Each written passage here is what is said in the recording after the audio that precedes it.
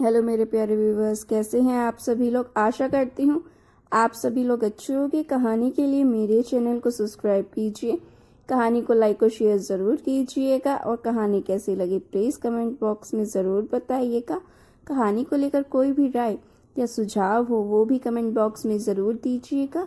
तो शुरू करते हैं हम आज की अपनी कहानी। अविनाश जब सामने से आते हुए वृद्ध दंपत्ति के पैर छूने के लिए झुके तो मैं समझ गई कि वही वंदन के नाना नानी हैं। मैंने भी झुककर प्रणाम किया तो वे सकपका गए। उन्हें बिल्कुल उम्मीद नहीं थी कि मैं इस शादी में आऊंगी, पर मैं समझ सकती थी कि वंदन को देखने के लिए उनकी आंखें तरस रही थी। तभी तो वंदन को पल भर भी मेरी गोद में रहने ना दिया। मम्मी तो वंदन को गले लगाए रोए जा रही थी। बस के लंबे सफ़र के कारण बहुत थकान लग रही थी। धीरज हमारा सामान स्वयं उठाकर अविनाश को ऊपर वाले कमरे में ले गए। अविनाश तो चले गए पर मैं अकेली रह गई। सब लोग वंदन को खिलाने कम और वंदना से उसकी तुलना करने में ज़्यादा व्यस्त थे। मैं एक कोने में चुपचाप खड़ी थी।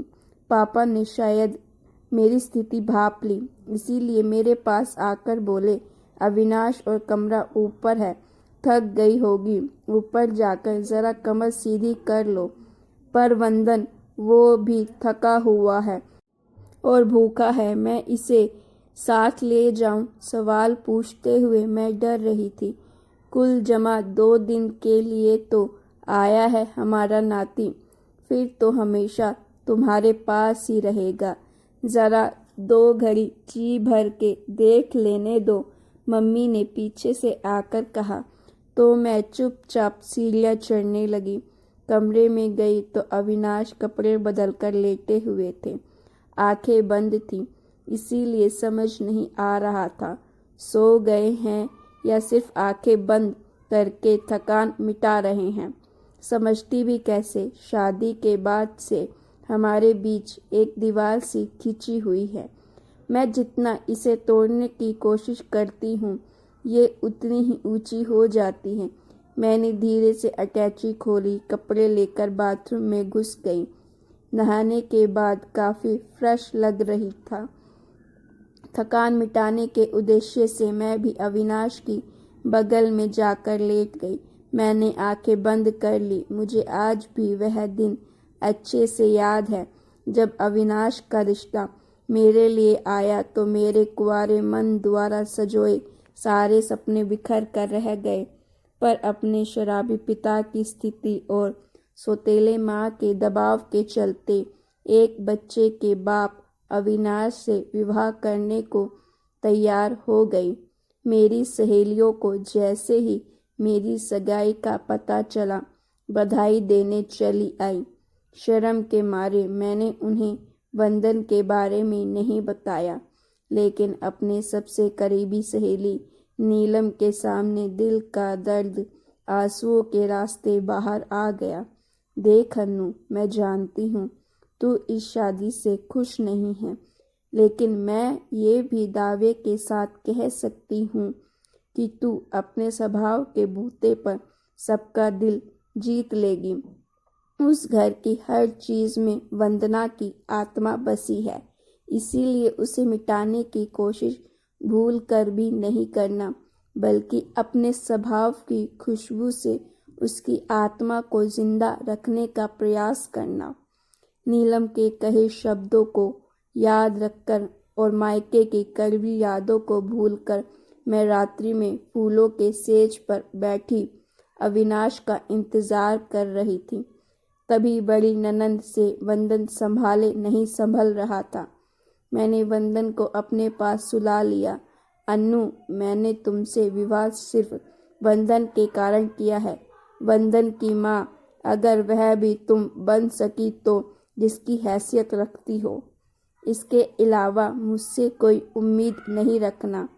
इतना कहकर अविनाश पलटकर सो गए। मैं स्तंभ रह गई। दिमाग में द्वंद्व चलने लगा। एक तरफ नीलम के कहे शब्द मुझे मेरे कर्तव्य याद दिला रहे थे और दूसरी तरफ मन विद्रोह करने को तैयार था। मेरी क्या गलती थी? अविनाश और वंदन की नज़रों में भले ही मैं वंदन के कर्तव्य पूरा करने के लिए लाई गई थी, पर मैंने कोई कसर नहीं छोड़ी थी।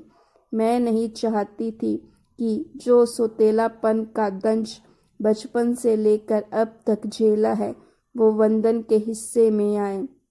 लेकिन मेरी इस निश्चल ममता को भी शक के कटघरे में खड़ा कर दिया गया। पड़ोस वाली राधा चाची अम्मा को बार बार समझा देती, मुझे ये ज़रूरत से ज़्यादा प्रेम ठीक नहीं लगता। देखना, एक बार खुद के बच्चे हो जाएंगे तो वंदन को एक तरफ कर देगी। ये तो सब दिखावा है, दिखावा। ये सुनकर मन कौशल हो गया। अम्मा के मन में डर बैठ गया, लेकिन उन्हें क्या पता था कि अविनाश ने मुझे छुआ भी नहीं है। पर मैंने उन्हें कह दिया कि इस घर का वारिस सिर्फ वंदन ही रहेगा। तब जाकर अम्मा को तसल्ली मिली। मेरे इस वाक्य ने मुझे अम्मा के दिल में जगह दे दी। फिर अम्मा ने मुझे विस्तार से वंदना और अविनाश के प्रेम प्रसंग से लेकर विवाह की बातें बताई। वंदना अविनाश के सबसे गहरे दोस्त धीरज की बहन थी, इसीलिए शादी में कोई खास दिक्कत नहीं आई। वंदना और अविनाश की शादी के बाद भी धीरज और अविनाश में जीजा साले से अधिक दोस्ती का रिश्ता था। वंदना धीरज की इकलौती बहन थी। उन्हीं से मुझे पता चला कि अगले महीने धीरज का विवाह है और अविनाश उसमें शरीक होने अकेले ही जा रहे हैं। ये सब सुनकर मैं सोचने पर मजबूर हो गई। मैं अपने दुख को इतना बड़ा समझ बैठी कि वंदना के परिवार वालों को भूल ही गई। वंदन भी तो आखिर धीरज का भांजा है, उसकी निशानी वंदन तो है ना। उनका मन नहीं करता होगा वंदन से मिलने का, ज़रूर करता होगा। मैं नहीं चाहती थी कि मेरे कारण वंदन अपने नाना नानी से मिलने से वंचित रहे, इसीलिए मैंने भी शादी में जाने का निश्चय कर लिया। जब मैंने अविनाश को इस फैसले के बारे में बताया तो उन्होंने सिर्फ इतना कहा, जैसे तुम्हारी इच्छा, लेकिन अगर वहाँ तुमसे किसी ने कुछ कह दिया तो मैं जवाबदार नहीं रहूँगा। ये सुनने के बाद भी मैंने शादी में जाने के फैसले को नहीं बदला। सब बातें याद करते कब झपकी लग गई पता ही नहीं चला। आंखें खुली तो देखा अविनाश बिस्तर पर नहीं है। आज संगीत का कार्यक्रम है। मैं फटाफट तैयार होकर नीचे आ गई। मेरी निगाहें वंदन को खोजने लगी। वंदन नए कपड़े पहनकर और तैयार होकर अपनी नानी की गोद में खेल रहा था। थकान के कारण झपकी लग गई थी। इसने कुछ खाया? मैंने हंसते हुए पूछा। खाया? अरे भूख के मारे कितना रोया। मैंने बोतल से दूध पिलाकर सुला दिया था। बस आधे घंटे पहले उठा है। तुम्हें तो बच्चे का ज़रा होश नहीं है। हमारे सामने ये हाल है तो घर में क्या होता होगा। जब ये पैदा हुआ था तो वंदना इसे आंखों से ओझल नहीं होने देती थी। मम्मी ने ताना मारा। मैं वहाँ से उठकर दूसरी महिलाओं के साथ बैठ गई। धीरज भी वहीं खड़ा था। उसने कुछ नहीं कहा। वंदन अपने नाना की गोद में खूब थिरका। धीरज मुझे कनखियों से देख रहा था, पर नज़रें मिलते ही वो मुंह फेर लेता। 2 दिन तक वंदन मेरे पास कम और नाना नानी की गोद में ज़्यादा खेला। सहरा बांधे और घोड़ी पर चढ़ा धीरज किसी राजकुमार से कम नहीं लग रहा था। सहरा बांधते वक्त वंदना की यादों में उसकी आंखें नम हो गई। मैं जानबूझकर सामने नहीं आई। मैं नहीं चाहती थी कि मुझे देखकर नफरत से ये नमी सूख जाए। फेरों के बाद वर वधू पैर छू रहे थे। मम्मी व्यस्त थी, इसीलिए मैं वंदन को गोद में उठाकर थपकी देकर सुला रही थी। आशीर्वाद नहीं दोगी दीदी?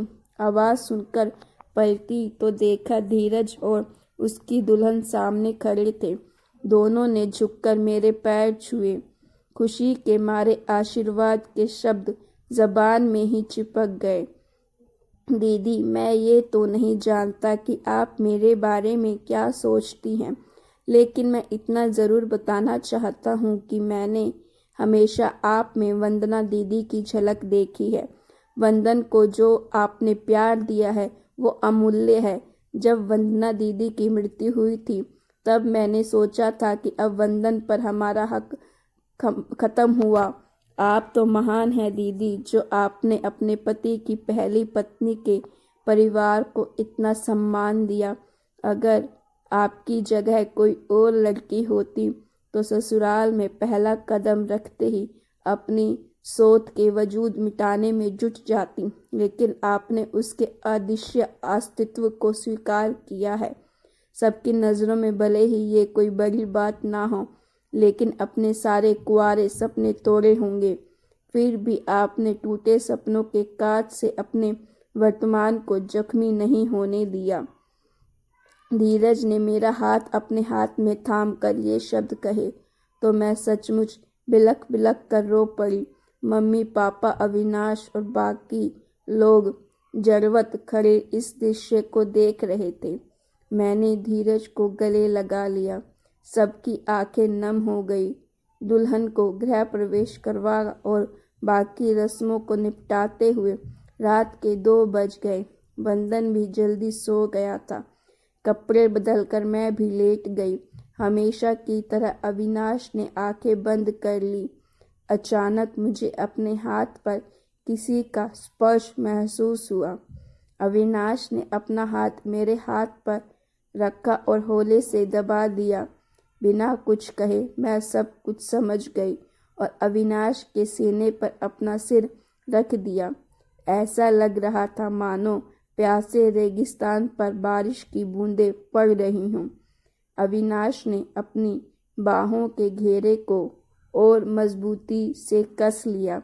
मैंने भी अपने आप को चुराने की कोशिश नहीं की और आंखें बंद कर ली, लेकिन इस बार मेरे मन में भविष्य के प्रति शयांस भरे विचार की जगह एक सुखद जीवन का सपना तैर रहा था।